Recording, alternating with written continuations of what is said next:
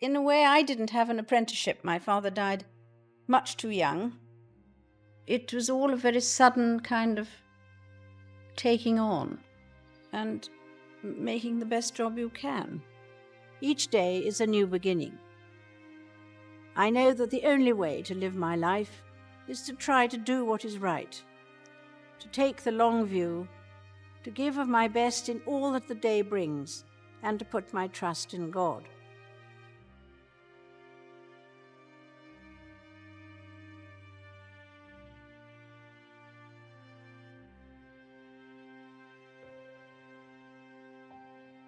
Queen Elizabeth II was born on April 21st, 1926 in Mayfair, London as Princess Elizabeth Alexandra Mary Windsor. Her birth was relatively low profile since she was not expected to become queen. Her father, Albert, Duke of York, later known as King George VI, was the second son of King George V. Her mother, Elizabeth Bowes Lyon, came from a noble Scottish family. Elizabeth had a younger sister, Princess Margaret, born in 1930. The two sisters enjoyed a close bond throughout their lives. Elizabeth's early years were marked by a relatively ordinary upbringing for a royal child. She was homeschooled by her mother and governess, Marion Crawford, and studied history, law, languages, and literature. Despite her royal heritage, Elizabeth's childhood was not intended to prepare her for the throne. However, her life changed dramatically in 1936 when her uncle, King Edward VIII, abdicated the throne to marry American divorcee Wallis Simpson. Her father became King George VI, and Elizabeth was suddenly thrust into the role of heir presumptive. During her formative years, Elizabeth developed a strong sense of duty and responsibility. Her family's motto, "Never complain, never explain," became a guiding principle in her life. She also showed early signs of leadership, taking an interest in national and global affairs. At a young age, she made her first public broadcast during World War II, addressing children who were evacuated from their homes. All of us children who are still at home think continually of our friends and relations who have gone overseas, who have traveled thousands of miles to find a wartime home and a kindly welcome in Canada, Australia, New Zealand, South Africa, and the United States of America. This marked the beginning of her long public service. Elizabeth's life took another significant turn when she married Philip Mountbatten, a former Prince of Greece and Denmark, on November 20th, 1947. Their marriage was initially met with some resistance due to Philip's foreign roots and lack of wealth. However, their union proved to be a strong partnership that lasted for over 73 years. Philip became her most trusted confidant and advisor throughout her reign. The couple had 4 children: Prince Charles, born in 1948, Princess Anne, born in 1950, Prince Andrew, born in 1960, and Prince Edward, born in 1964. Elizabeth and Philip shared a love for outdoor activities, particularly horse riding, and they both took their royal duties seriously. They traveled extensively and represented the monarchy across the Commonwealth. As a young princess, Elizabeth carried out various public engagements. Her calm demeanor and strong work ethic earned her respect among the British public. In 1951, King George VI's health began to deteriorate, and Elizabeth increasingly took on royal duties on his behalf. During a royal tour to Kenya in 1952, Elizabeth received news of her father's death. At the age of 25, she became queen, marking the beginning of her historic reign. Queen Elizabeth II's coronation took place on June 2, 1953 at Westminster Abbey. It was the first coronation to be televised, reaching millions of viewers worldwide. The event marked a new era for the monarchy, blending tradition with modernity. The young queen's dedication to her role was evident in her promise to devote her life to serving her people, a vow she upheld throughout her reign.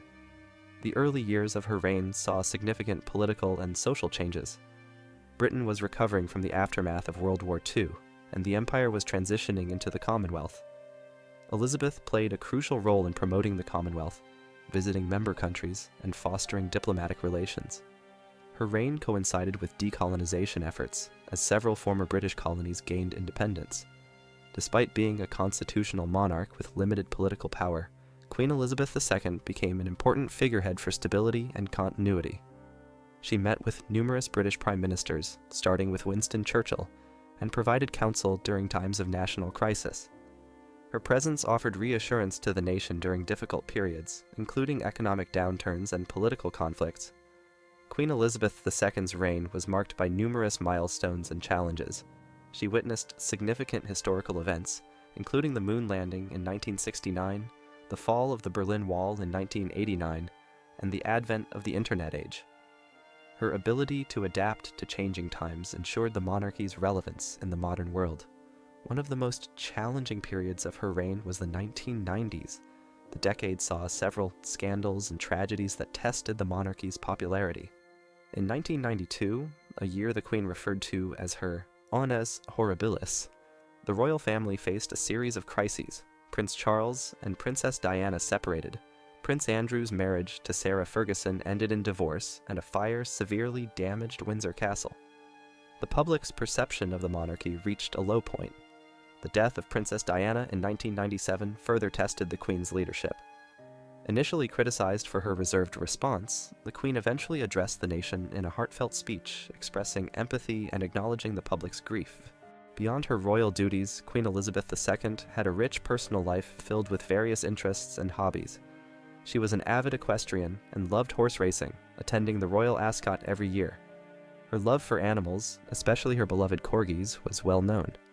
Over the years, she owned more than 30 corgis, who often appeared in official photographs and events. The Queen was also deeply interested in history and genealogy. She maintained strong ties to her Scottish heritage and frequently visited Balmoral Castle, her private residence in Scotland. The castle served as a retreat where she could enjoy a more relaxed lifestyle with her family.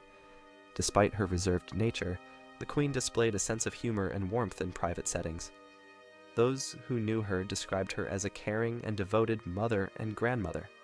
Her family played a central role in her life, although her relationship with some family members, particularly Prince Charles and Prince Harry, faced challenges.